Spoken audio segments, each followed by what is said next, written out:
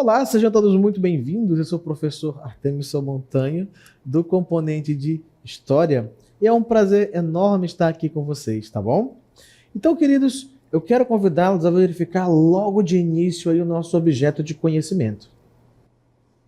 Nossa aula de número 9 tem como objeto de conhecimento Revolução Industrial e seus impactos na produção e circulação de povos, produtos e culturas. No nosso detalhamento, nós vamos verificar o pioneirismo inglês, as fases da Revolução Industrial e Revolução Industrial e seus impactos na produção, produtos técnicos, científicos e culturais também. Então, são alguns dos aspectos que nós vamos começar a desenvolver aqui. E eu espero que vocês acompanhem, aproveitem bastante essa aula, fazendo suas anotações, tá bom? E bora comigo!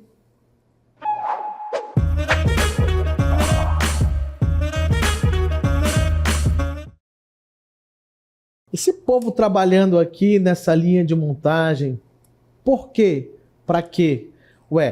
Para produzir bens que são utilizados muitas vezes dentro das nossas casas e também, mesmo fora, peças de carro, peças, né, dos automóveis de modo geral, dos eletrodomésticos, são fabricados, são produzidos dentro da indústria, dentro das fábricas. Então aqui, nesse cenário, a gente vai abrir a nossa aula para quê? Para representar o interior de uma fábrica, onde muitas vezes esses trabalhadores ficaram ali, passando necessidades, oprimidos e sem direitos. Sim, esse é o cenário do trabalhador da indústria, chamado de proletário, né? É um termo utilizado para o trabalhador da indústria do século XVIII, principalmente nesse momento onde nós vamos ter o surgimento da Revolução Industrial. Só que para você entender como surge essa Revolução Industrial, você tem que lembrar, tá?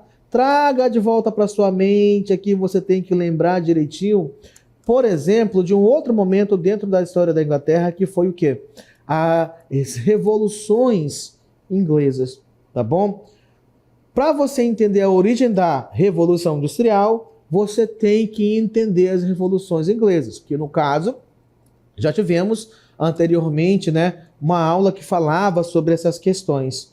E eu tenho certeza que você vai lembrar de um momento pós-revolução, né, após os puritanos assumirem o poder na Inglaterra, que você vai lembrar de uma figura emblemática que foi quem? O Oliver Cromwell. Ou seja, ali, né, nós vamos ter o chamado Lorde Protetor, que também vai ser conhecido esse momento do seu governo como República, mas que também vai ganhar um outro apelido, vai ser chamado de período ditatorial, né? A ditadura de Oliver Cromwell. Vai ser justamente nesse momento que nós temos que perceber as mudanças que serão implementadas por Oliver Cromwell, que darão base para que a Revolução Industrial também acontecesse, tá bom? Então você viu ali na abertura da nossa aula, nós afirmando que a Inglaterra foi pioneira nesse processo. Mas por que ela foi pioneira? Tem que existir, né, motivos, causas que vão explicar esse pioneirismo, ou seja, vai ser o primeiro Estado nacional a passar por esse processo de industrialização. Por que eu citei o Oliver Cromwell?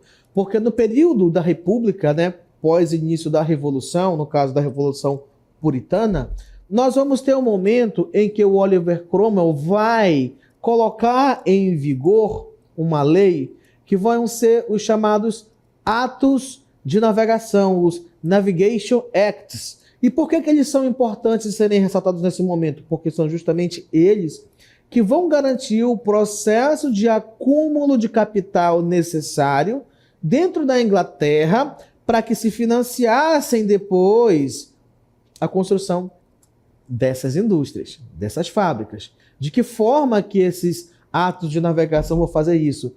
Decretando que a partir daquele momento, todo e qualquer produto que viesse a ser comercializado dentro da Inglaterra ou com a Inglaterra, deveria ser apenas, tá? Apenas e somente transportado pela Marinha Inglesa. Então é nesse momento que vai haver um processo de investimento ainda muito mais formidável na marinha inglesa, garantindo que ela se torne a grande senhora dos mares, fortalecendo ainda mais a sua marinha mercante. Fato este que vai levar a uma confusão, inclusive, com a Holanda, porque Dona Holanda, por sua vez, também era um país mercante, tá? Os seus navios também faziam esse tipo de comércio ultramarino. No entanto, com essas ações do Oliver Cromwell, vai ser garantido que a Inglaterra tomasse, então, a hegemonia no transporte marítimo de produtos e bens de consumo, certo? Então, é justamente esse momento que a marinha mercante vai garantir não só o seu crescimento, o seu fortalecimento, como acúmulo de riquezas ao fazer esse processo de transportes de mercadorias, tá bom? Então, é a partir desse momento em que os fundos necessários, o dinheiro necessário para se bancar a criação e instalação dessas indústrias comecem a acontecer.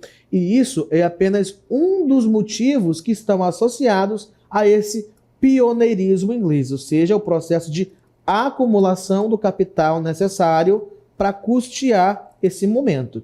Então vamos lá, começar o nosso texto. A primeira revolução industrial, iniciada por volta de 1760 na Europa, marcou uma transição crucial do sistema feudal para o capitalista. Olha, primeira pista do porquê esse momento é chamado de revolução. Lembra que a gente vem batendo aqui desde o início das nossas aulas que revolução se refere a mudanças profundas na vida das pessoas. E é justamente isso que a gente está vendo já nas primeiras linhas do nosso texto. Transição crucial do sistema feudal para o capitalista, ou seja, o sistema econômico mudou, tá bom? E por conta disso também, de se nós termos mudado de um sistema feudal para um capitalista, uma classe importantíssima nessa história toda vai se fortalecer também, que é da burguesia. Aí você pode me questionar, mas professor, essa burguesia já não existia há tempos na Europa? Desde a Idade Média já existia essa burguesia? Sim, ela já existia. Inicialmente, esse termo burguês foi utilizado para quê? Para nomear as pessoas que moravam nas encostas dos feudos, nos muros que cercavam os feudos. Esses muros eram chamados de burgos. As pessoas que moravam, então, nas encostas desses muros eram chamadas de burgueses. No entanto, com o Renascimento chegando, nós vamos ter também com esse Renascimento, esse termo é empregado para falar tanto do Renascimento cultural, Renascimento das cidades, como Renascimento também comercial. Esse termo burguesia vai passar a ser associado aos grandes comerciantes, tá bom? Então nós vamos ter do burguês do muro, agora nós vamos ter um burguês comerciante, tá bom?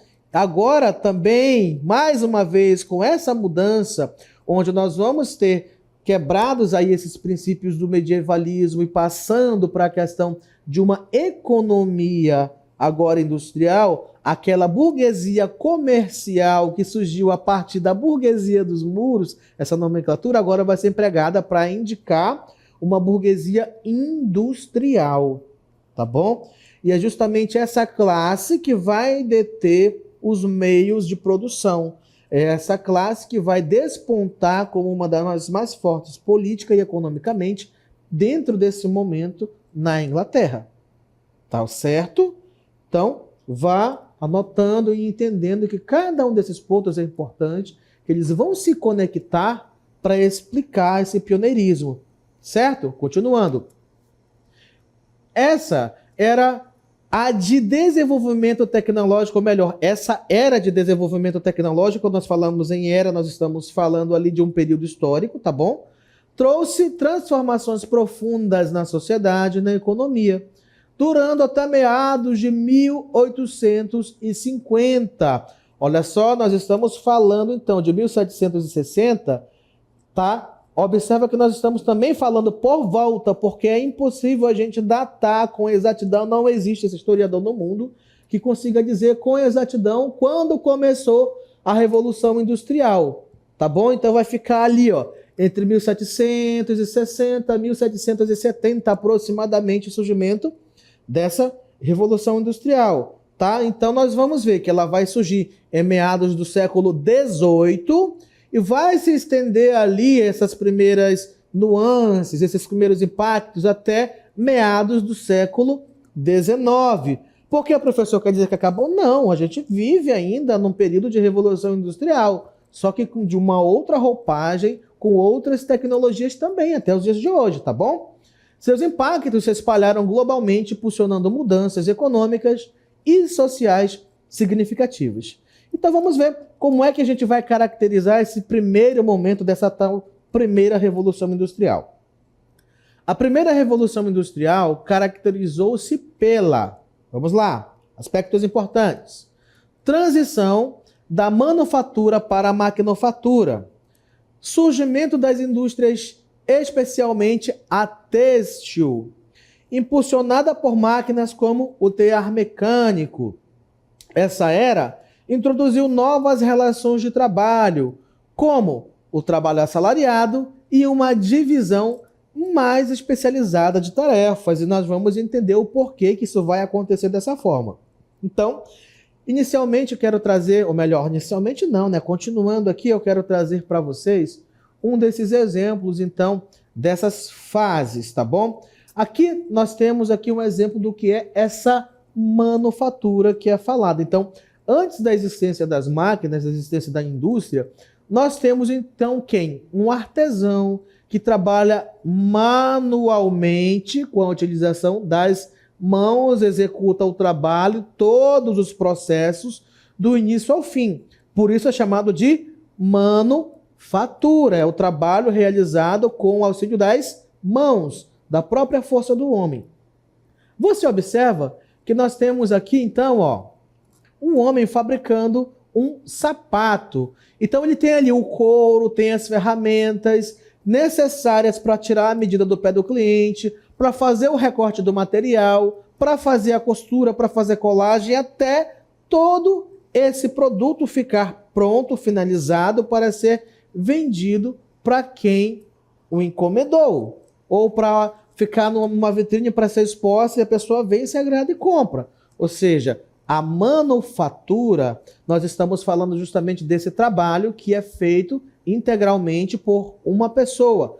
Pode ser até que sejam incorporações de ofício, né? Nas chamadas guildas também de mercadores, de artesãos, que esse trabalho seja realizado. Mas é importante você lembrar que nós estamos falando que nesse momento o trabalho era realizado integralmente por homens, apenas utilizando suas mãos. Quando eu falo homens, eu não falo especificamente pessoas do sexo masculino, mas estou me referindo a quê? A humanidade, tá bom? Pessoas de modo geral, utilizando as mãos. Com o avanço da tecnologia e o andar, então, para essa revolução industrial, nós vamos perceber que essa manufatura vai ser substituída pela chamada maquinofatura, tá bom? E é aí, então, que a gente vai ter os traços dessa primeira revolução industrial, onde as máquinas começarão a ser movidas, por exemplo, pela queima de carvão mineral, tá? Ou também através dos sistemas de caldeiras, onde você coloca água, você produz vapor ali, né? Na verdade, é justamente a queima desse carvão mineral que é utilizado para produzir o calor na ebulição da água para fazer as máquinas se movimentar, tá bom? No entanto, antes que se chegue nesse momento de se utilizar essas forças motrizes que agora precisava que apenas alguém alimentasse, nós vamos ter ainda essa questão da maquinofatura. E o que é a maquinofatura e em que ela se difere da manufatura? Nós já temos máquinas? Sim, como mostrado, por exemplo, aqui, demonstrado na nossa imagem, nós temos as máquinas de tear. O que é uma máquina de tear? Uma máquina de tear é uma máquina onde se passam vários fios, principalmente de lã naquele momento, por isso que é importante a gente ressaltar que a criação de ovelhas cresceu muito dentro da Inglaterra. Houve a questão dos cercamentos para desapropriar essas terras comuns, para que se passasse a produzir tanto a agricultura agora com novas técnicas, aumentando a produtividade, que no caso reduziu a mortalidade das pessoas por fome, mas que também, ao mesmo tempo, retirou muita gente desses espaços, que as obrigou a migrar para as cidades e vender sua força de trabalho dentro das indústrias. Tá bom? Então, qual é a grande questão? A lã dessas ovelhas era utilizada para quê? Para se produzir fios de lã, que eram utilizados nessas máquinas para se fazer os tecidos, ou seja, agora o trabalho não era todo manual para um tecelão fazer ali e fazer um tecido a partir desses fios manualmente. Mas nós temos uma máquina que auxilia nesse processo, facilitando, agilizando e fazendo com que haja um processo de produção em massa desse produto. Mas ainda é necessário que hajam pessoas que vão manusear essas máquinas para que elas façam o trabalho. Essas máquinas ainda não são autônomas. Então, se na manufatura nós temos o homem fazendo integralmente todo o processo do trabalho, na maquinafatura nós vamos ter os homens agora movimentando as máquinas, os homens sendo utilizados como força motriz para movimentação, para que essas máquinas realizem o seu trabalho. Observação que é bem importante a gente fazer também, aqui, por exemplo, tá? Você vê que tipo de pessoas realizando esse trabalho. Você observa principalmente ali quem? Mulheres e crianças, tá bom? Por que que é importante a gente citar essa observação?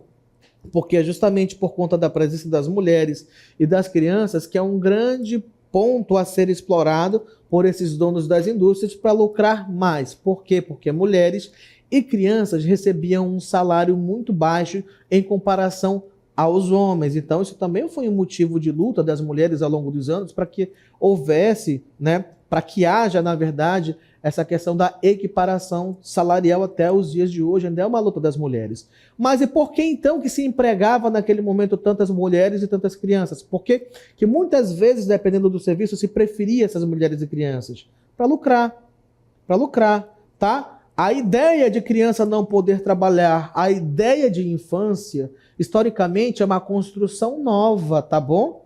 É bem recente essa ideia, historicamente falando. Naquele momento, por exemplo, onde ocorreu a Revolução Industrial, nos meados do século XVIII em diante, não havia essa separação entre infância, adolescência, juventude e vida adulta. Não. Se a criança já podia trabalhar, ela já era vista como uma mão de obra importante a ser utilizada e explorada dentro do interior das fábricas.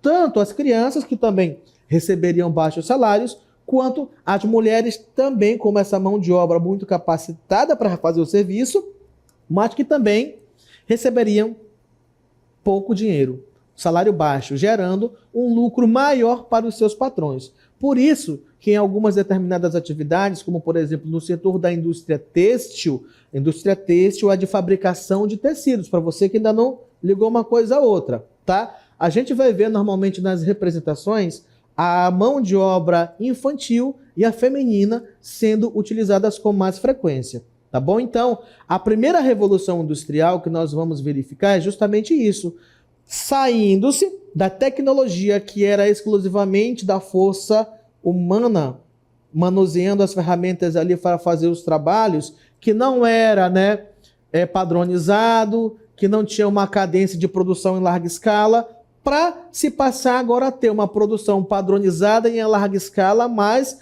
onde ainda se necessita da mão de obra, da força humana para movimentar as máquinas que cumprem bem esse papel para produzir muito e gerar muito lucro. Ok? Então, nós vamos continuar para ver mais alguns exemplos.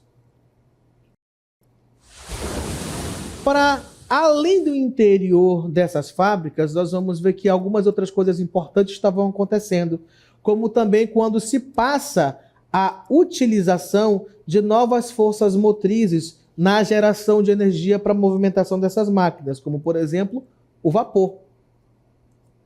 Vai passar aqui um negócio aqui, ó. Tá vendo?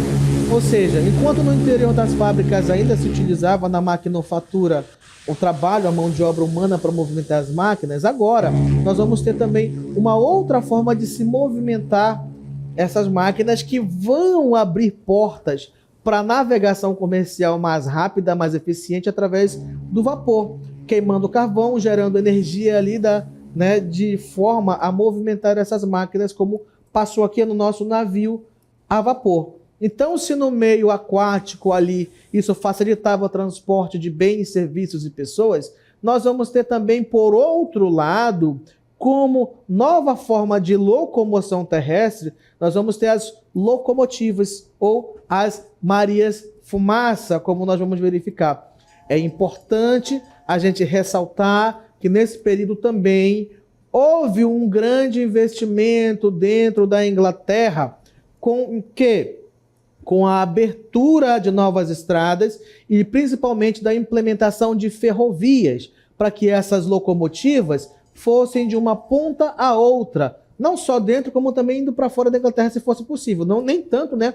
Porque a geografia da Inglaterra, basicamente, ela é uma ilha, mas, no entanto, isso facilitava que os seus navios saíssem de lá para comerciar com várias partes do mundo. Mas, internamente, essas locomotivas foram de fundamental importância também para baratear os custos de transporte de pessoas, mercadorias e, principalmente, dos trabalhadores que eram necessários se locomover de uma região para outra em busca de trabalho, certo? É importante a gente frisar mais um aspecto que, nesse momento, a Inglaterra também descobriu enormes jazidas de carvão mineral que eram utilizados na queima dentro das indústrias, tá bom? E também grandes reservas de ferro que eram utilizados para se trabalhar na criação de bens, como, por exemplo, as locomotivas, como também dos próprios trilhos de ferro que foram fundamentais para esse desenvolvimento em larga escala da estrutura e da economia inglesa dentro dessa revolução. Continuando. A Revolução Industrial se desdobrou em 3 fases distintas, cada uma marcada por avanços tecnológicos e mudanças impactantes. A primeira Revolução Industrial, de 1760 a meados de 1850, a segunda Revolução Industrial, entre 1850 e meados de 1945, e a terceira Revolução Industrial, de meados de 1950 até os dias atuais. E aí quem fale também, né, em quarta Revolução Industrial nos nossos dias. Continuando o nosso texto. Então, a primeira Revolução Industrial iniciada na Inglaterra, no século XVIII, foi um período de transformações marcantes, inicialmente restritas ao território inglês. Essas mudanças logo se expandiram globalmente com o advento de tecnologias e aprimoramento de técnicas, moldando profundamente a sociedade atual. Além disso, nós vamos ver uma característica que é importantíssima. Sua característica central foi a transição do trabalho artesanal, que é aquele trabalho da manufatura que a gente viu a exemplo do sapateiro, realizado por artesãos em suas casas ou oficinas, para a produção em fábricas com o uso de máquinas, que é a questão do exemplo da maquinofatura, onde nós vimos o interior de uma indústria têxtil, onde as mulheres e crianças estavam fabricando tecidos à base de lã, certo? Então, o surgimento do trabalho assalariado reconfigurou as relações laborais. O que é isso, professor? Quer dizer que agora, muitas pessoas que muitas vezes podiam apenas morar no campo, vivendo de uma cultura de subsistência, que ficaram sem espaço no campo por conta dos cercamentos, mas que migram para as cidades em busca de trabalho, então elas têm que ser pagas. Então nós vamos começar a ver a proliferação dessa modalidade agora do trabalho assalariado, porque lembra que por conta da Revolução Industrial, desde o início da nossa aula, a gente já verificou que a Inglaterra vai sair dos moldes de uma economia medieval, onde a gente vai ter aquele trabalho de servidão, tá? Do servo, que é aquela pessoa ligada à terra que não pode sair sem a autorização do seu senhor, certo? E além disso, ele também tem que executar o trabalho de agricultura, tanto para ele quanto nas áreas comuns, quanto também na propriedade do senhor. E não recebia pagamento por isso. É por isso que é importante a gente ressaltar essa mudança, porque agora, com a Revolução Industrial e a introdução do sistema capitalista na Inglaterra, essa forma de trabalho onde você vende sua força de trabalho dentro de uma fábrica e em troca recebe o pagamento, é chamado de trabalho assalariado, Certinho? É dessa forma que seus pais, meus pais, eu também vivemos. A gente vende nossa força de trabalho de alguma forma, com uma habilidade especial que você tem, um trabalho que você consegue executar bem, e em troca você recebe o seu salário para quê? Para pagar suas continhas, né? Para ir no supermercado, comprar comida, para pagar a conta de água, a conta de luz, pagar transporte e o que mais for necessário. Então é justamente por conta dessas mudanças no sistema econômico do momento ali e também nas tecnologias que a gente tem, né, muito mais difundido, esse sistema de trabalho assalariado. Então vamos lá, ó. O surgimento do trabalho assalariado reconfigurou as relações laborais, transformando o trabalhador em um funcionário remunerado, ou seja, que recebe pagamento, alterando significativamente o panorama do trabalho da época. Seguindo, a Inglaterra se destacou como pioneira na Revolução Industrial por vários motivos. E nós vamos citar algum deles aqui para vocês ficarem por dentro de tudo. Vamos lá? O surgimento da burguesia, fruto da Revolução Inglesa, trouxe consigo o capital necessário para financiar a indústria investindo em propriedades e modernizando os meios de produção. Aí você me questiona, ué, professor, o senhor disse anteriormente que esse dinheiro foi obtido por conta dos atos de navegação lá do Oliver Cromwell, do comércio. Ué, de fato, e em que isso contradiz a outra informação? Porque quando nós falamos aí, ó, que essa burguesia que vai ter o dinheiro acumulado, quem era que estava fazendo o comércio, gente? Era a burguesia comercial. Lembra que eu citei para vocês que inicialmente nós vamos ter aquela burguesia das pessoas que moravam nas encostas dos muros dos feudos dos burgos, que eram chamados de burgueses, que depois nós vamos ter o surgimento de uma nova classe chamada de burguesia comercial. Então, quem que você acha que era a classe que estava ali diretamente lidando com o comércio de bens, de produtos, levando de uma área para outra do mundo para vender os produtos ingleses? É justamente essa burguesia comercial que vai ter esse monopólio do comércio ultramarino a partir dos atos de navegação que foram colocados pelo Oliver Cromwell. Certinho? Entendeu? Sem confusão. Uma coisa não contradiz a outra, tá bom? E é justamente desse dinheiro acumulado por conta da navegação que eles vão conseguir investir, tá, nessas propriedades e modernizando esses meios de produção. Então essa é uma das causas desse pioneirismo. Continuando, além disso, a localização geográfica privilegiada do país, como eu disse para vocês, basicamente a Inglaterra é uma ilha, então ela tem saída para todos os lados para seus navios realizarem comércio. Com acesso ao comércio marítimo, abriu portas para explorar novos mercados e expandir as atividades comerciais, fortalecendo a Inglaterra como uma potência marítima, gerando capital para investimentos nas fábricas. Outros fatores, quais outros fatores são importantes para a gente entender nesse negócio todo?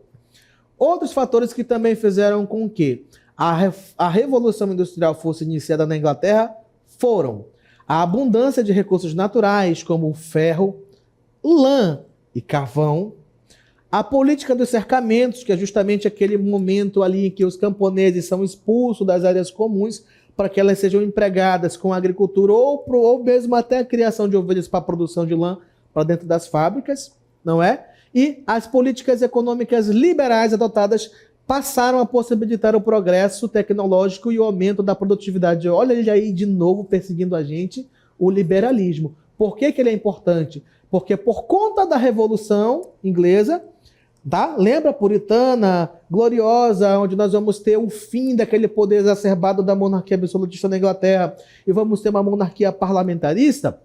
Adivinha? O Estado vai parar de interferir de modo grande na economia. E a própria economia vai começar a se autogerir. Lembra do Adam Smith da mão invisível do mercado, oferta, procura, tudo mais? Então agora são os próprios comerciantes, os industriais que vão fazer a coisa girar, certo? Continuando. A primeira revolução industrial trouxe mudanças profundas no sistema produtivo. Quais foram elas? Substituiu a manufatura pela maquinofatura, que nós já vimos exemplos. Aumento na mão de obra, era necessário que as pessoas trabalhassem, que passaram a empregar, inclusive as mulheres e crianças, não importando a idade. Claro, a criança já tinha que conseguir trabalhar, né? Já tinha que ter uma idade de conseguir fazer as coisas. Desvalorização do trabalho, porque se queria pagar menos pelo salário desse trabalhador, para se ter mais lucro. Criou novas relações laborais entre a burguesia e o proletariado, ou seja, aquelas relações do trabalho assalariado, onde eu vendo a minha força de trabalho e você me paga por ela.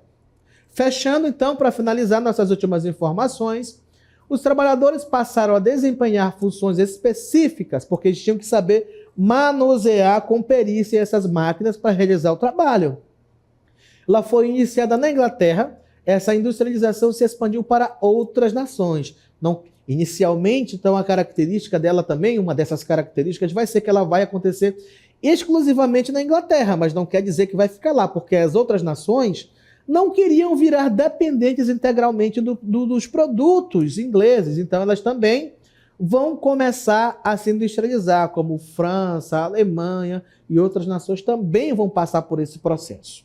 E a introdução de máquinas nas fábricas permitiu maior produção em menos tempo, impulsionando os lucros e o crescimento econômico. Então, queridos, obrigado pela paciência em estar me escutando aqui. Agradeço a todos vocês presentes. Essa foi a nossa aula de hoje.